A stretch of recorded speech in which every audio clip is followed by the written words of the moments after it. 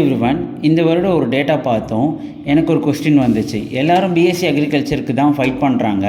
ஆனால் தெரியுமா, கான்ஸ்டன்ட் காலேஜில் பிஎஸ்சி அக்ரிகல்ச்சருக்கு மட்டும் சுமார் 1783 சீட்ஸ் இருக்குது.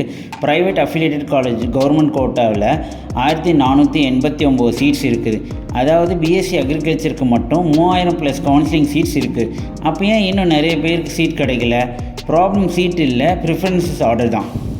ஒரு இன்ட்ரெஸ்டிங் விஷயம், பிஎஸ்சி அக்ரிகல்ச்சருக்கு ஆயிரக்கணக்கான சீட்ஸ் இருக்குது. ஆனால் பிடெக் அக்ரிகல்ச்சர் இன்ஃபர்மேஷன் டெக்னாலஜிக்கு மொத்தம் 40 சீட்ஸ் தான். பயோ இன்ஃபர்மேட்டிக்ஸ்க்கு அதுவும் 40 சீட்ஸ் தான். செரிகல்ச்சருக்கு 51 சீட்ஸ் தான். ஸோ காம்படிஷன் கட் ஆஃபில் மட்டும் வராது, சீட் கவுண்ட்லேயும் வரும். நீங்கள் லாஸ்ட் இயர் கட் ஆஃப் மட்டும் பார்த்து சாய்ஸ் ஃபில் பண்ண முடியாது. ஏன்னா கட் ஆஃபை டிசைட் பண்ணுறது மார்க் மட்டும் இல்லை, இந்த வருடம் எத்தனை பேர் அப்ளை பண்ணுறாங்க, எந்த கோர்ஸ் ட்ரெண்ட் ஆகுது, சீட் மேட்ரிக்ஸ் மாறுதான், இதெல்லாம் சேர்ந்து தான் கட் ஆஃப் உருவாகும்.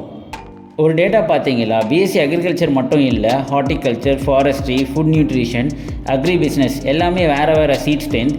இதனால தான் ஒரே கட் ஆஃப் இருந்தாலும் 2 ஸ்டூடெண்ட்ஸ்க்கும் 2 டிஃப்ரெண்ட் ரிசல்ட் வரும். நான் ஒரு ரிக்வெஸ்ட்டாக தான் சொல்கிறேன், வாட்ஸ்அப்பில் யாராவது சாய்ஸ் லிஸ்ட் அனுப்புனாங்கன்னா காப்பி பேஸ்ட் பண்ணாதீங்க. ஏன்னா அந்த லிஸ்ட் அவரோட ட்ரீம், அது உங்களோட ட்ரீம் இல்லை. வீடியோவில் ஜென்ரல் ஸ்ட்ராட்டஜி தான். அடுத்த வீடியோவில் காலேஜ் பை காலேஜ், எந்த காலேஜ் ஃபர்ஸ்ட், எந்த காலேஜ் ஓவர் ரேட்டட், எந்த காலேஜ் அண்டர் ரேட்டட், டேட்டாவை வைத்து அனலைஸ் பண்ண போகிறோம். அதையும் மிஸ் பண்ணாதீங்க.